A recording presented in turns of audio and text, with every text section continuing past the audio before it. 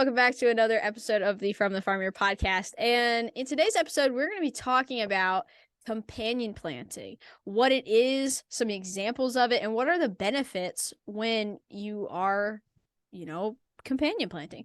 So first of all, let's get into what companion planting is. In gardening and agriculture, it's planting of different crops in close proximity for a number of different reasons. It could be for pest control, pollination, habitat for beneficial insects, or to increase productivity for a crop, or maximizing your space to make it the most efficient as possible. So there's like so many examples of it too. And companion planting can be as simple as growing flowers in your crops to attract pollinating insects, or growing two vegetables alongside each other to confuse or repel pests. There's like so many different options when it comes to companion planting. And we're going to go through a couple of the different examples and how they can benefit your crops. So you want to go first? Yes, I can go first. Let me look to see which one was the first one. The first main thing is it attracts pollinators, which vegetables will anyways, but when you are bringing in like flowers and things like that, that also naturally attract those pollinators, butterflies, bees. Mm-hmm. I'm sure there's a few other ones that I'm not remembering, but And you want pollinators to help your plants grow. So yeah, like, and especially if you don't have like a beehive or something, mm-hmm. then it's good to bring those in anyways. So do So think what? about it. Yeah, what I'm gonna do is I'm gonna plant a whole flower garden, and it's gonna be right next to my orchard.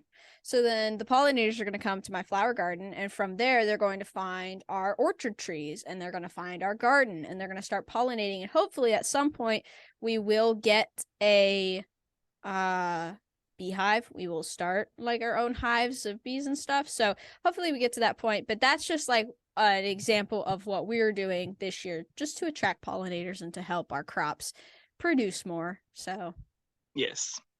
Do you want me to do the next one, yeah. or do you want to? Oh, okay. The next one is it also creates a healthy ecosystem. When you are thinking about like the natural order of life and nature and how things have worked, there's been pollinators forever. Pollinators are helping the next generation of plants be able to flourish and thrive for the next year and the next several years. And you're creating a space that's tame yet wild. You're throwing in not perfect rows, you're throwing in things everywhere, making it look more like nature and also creating a sanctuary for the insects and the pollinators. Because when you're bringing in the pollinate, like we've talked about this before, we garden organically. We don't spray anything on our gardens. We are not.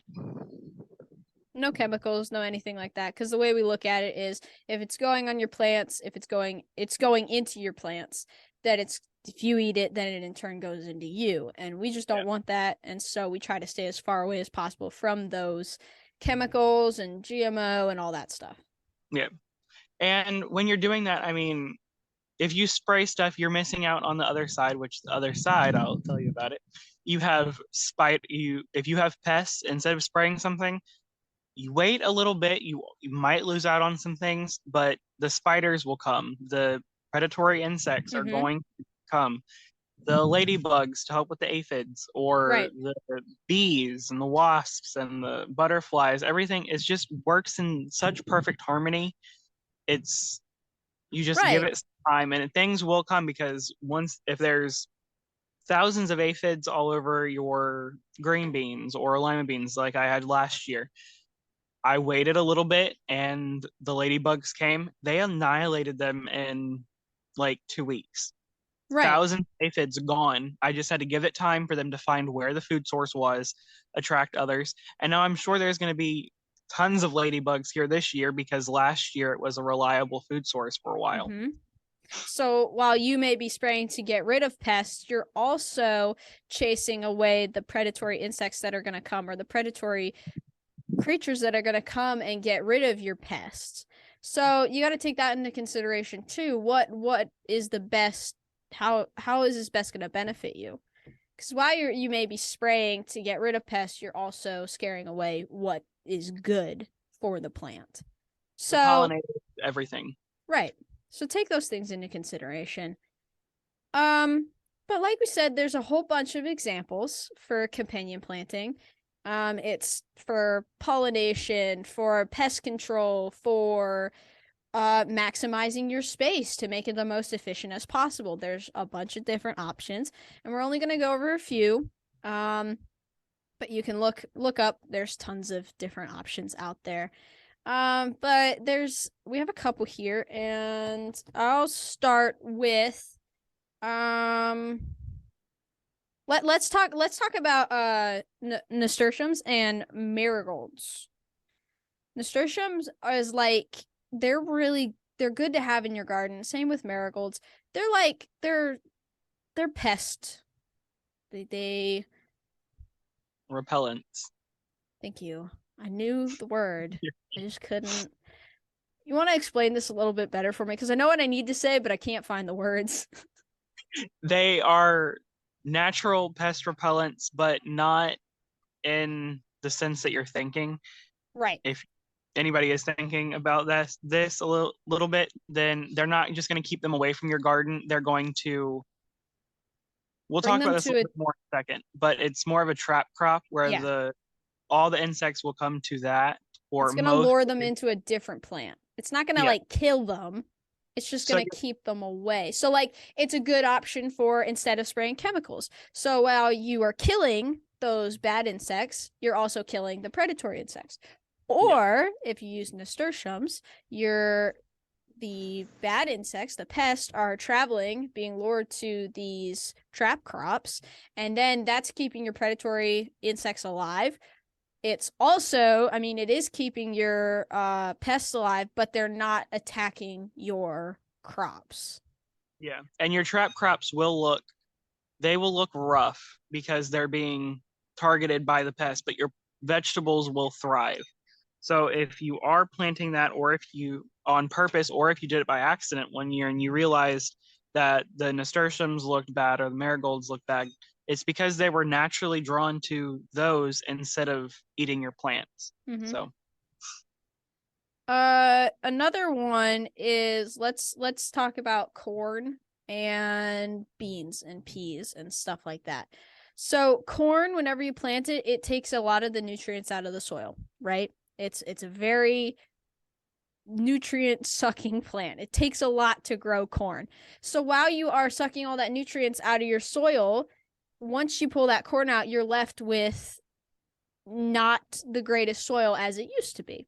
So what people do for a companion planting is they will plant corn, peas, and beans, or along those lines, similar to that, all together because beans and peas add nutrients to your soil.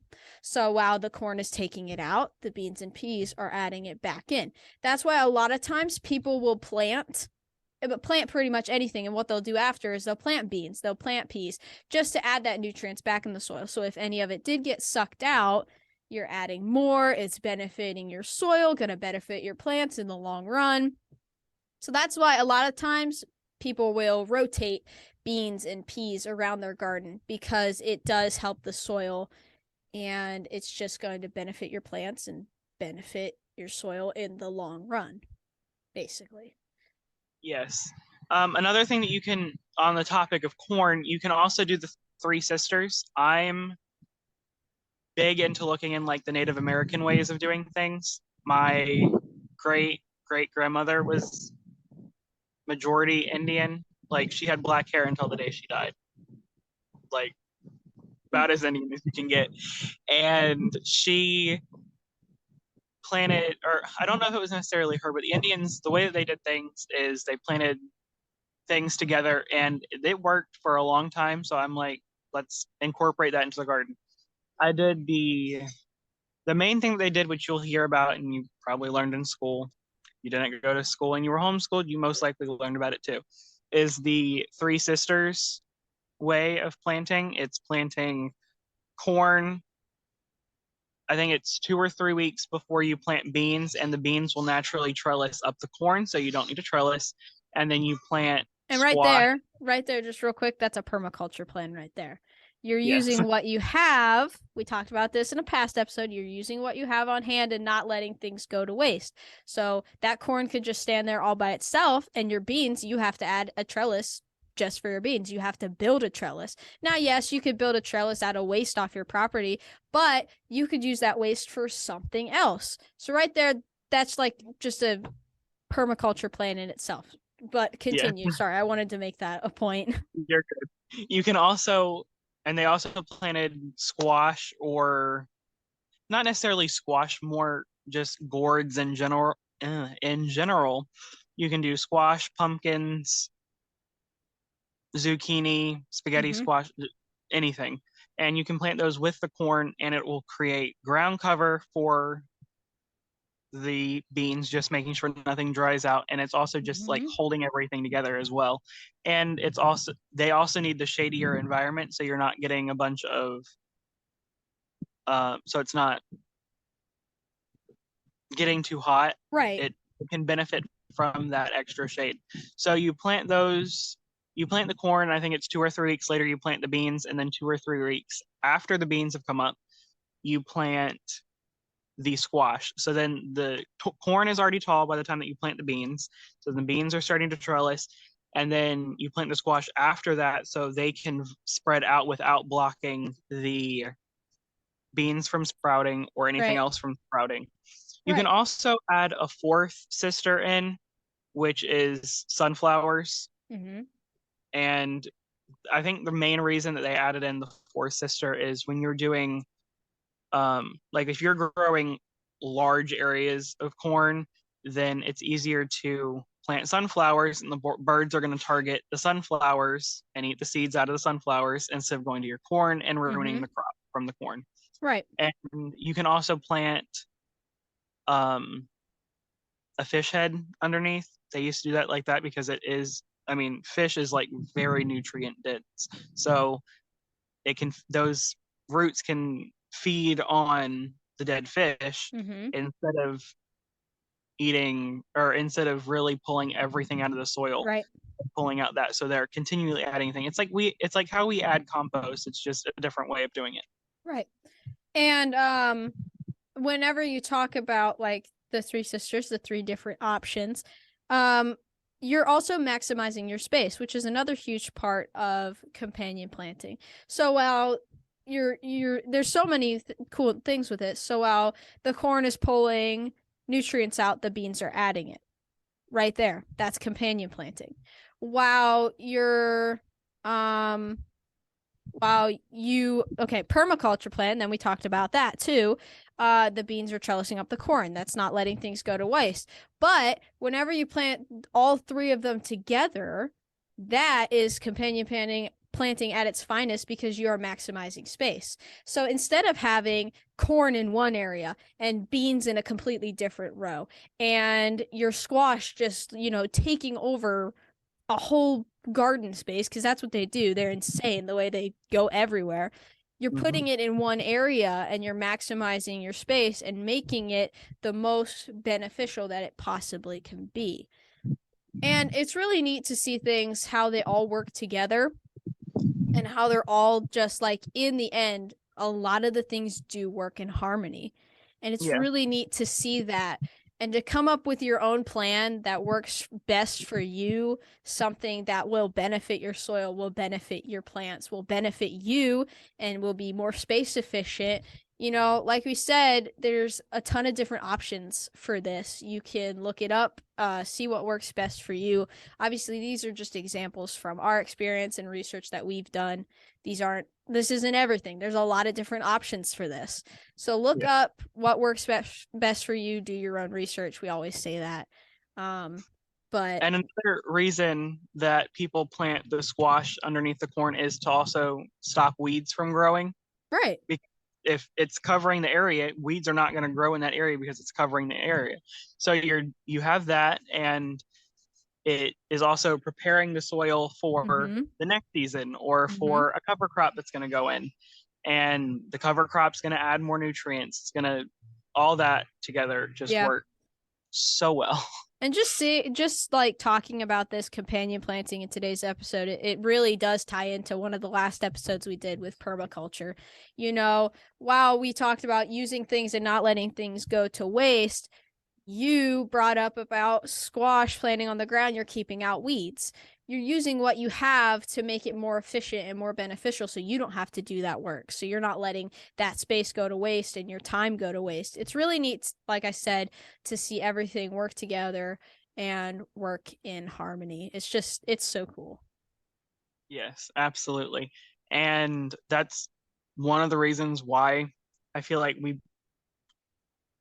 garden the way that we do, especially because everything's working together. And another thing, we did kind of touch on it, but like flower farming with that, if you're throwing flowers in, like sunflowers or zinnias or anything like that, you can cut those flowers and have a bouquet. Or if you just want flowers randomly around your house, you can do that too. And you are getting the aspect that you want. You're spending less money if you're doing that. And it's just all around, it's just different things working together. So. Right. Now, there was one more example you had talked about tomatoes, and do you want to touch on that real quick? Yes, I can. The last thing is, like we said, tomatoes and cucumbers, and you can do marigolds or zinnias, or you can just plant all four together. I have heard that planting your tomatoes next to your cucumbers and vice versa, it makes one of them sweeter, and I can't remember which one. I think it makes the cucumber sweeter. Right. And yeah. And who doesn't want a sweeter cucumber? But it's also helping. I mean, if you're already going to trellis, or if you want your cucumbers growing along the ground, it's going to keep weeds from growing up in between your tomatoes. Adding the marigolds help with the pests. And if you want zinnias just accent tomatoes so perfectly. Like those two plants together are like perfection. Right. So basically, the whole point of companion planting is using up your space while also adding benefits to your garden. So like we said, you know, maximizing the space that you have. Maybe you don't have a lot of garden space, but you want to plant a lot of things. You know, companion planting is a good idea for you. So definitely do your own research. Like we said, there's a ton of different options. It's bringing the plants, the trap crops in to keep pests off your cucumbers. It's bringing in the three sisters to maximize your space and to not let that go to waste. And it's bringing beans and peas into your right next to your corn. That way you're adding nutrients while the corn is pulling, or putting flowers, you know, in your garden just to attract pollinators.